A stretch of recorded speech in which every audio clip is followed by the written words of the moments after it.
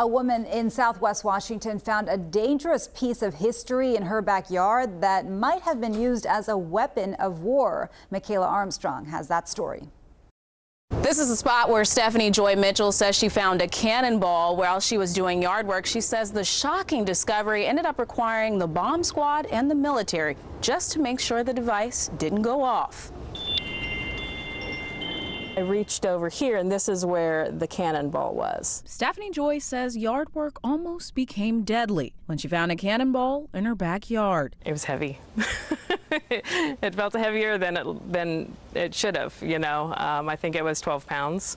It was pretty terrifying. She called police, alerted her neighbors, and as she waited for help, she says she was terrified about what could happen if she made the wrong move. I tell you, it was like maybe 6 or 7 seconds of not processing what I was holding. You know, like, this can't really be a cannonball. I didn't get really afraid until I was actually holding it, and I realized what it was. I was kind of frozen for a bit because I didn't want to jostle it. You know, I didn't want to move it. A bomb squad and the military arrived at her home and were able to recover and then detonate the cannonball. She says she is still in shock. It's still unbelievable. These cannonballs are the same shape and size as the one Mitchell found at her home. They can be found here at the Vancouver barracks and show the deep military history here in Vancouver. This was first and foremost an Army community for over 100 years. Military historian Jeff Davis says this discovery was a close call. He says the cannonball may have been from the Civil War or before the Civil War,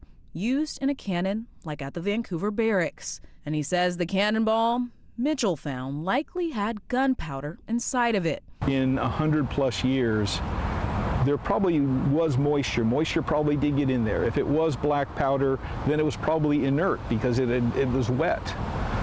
I would not trust my life to that. He says with gunpowder inside, the cannonball could have been just as dangerous now as in the past.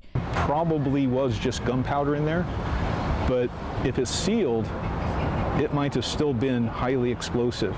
And if it had gone off, then the cannonball would have exploded and all the shot and everything inside of it would have also gone out. And people would have been just as dead now as they would have been in the Civil War. Mitchell says she couldn't be happier knowing the worst didn't happen. I feel really fortunate that nothing ever happened to my family or my pets or my neighbor.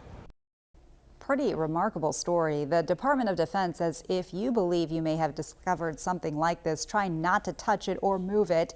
Instead, call 911.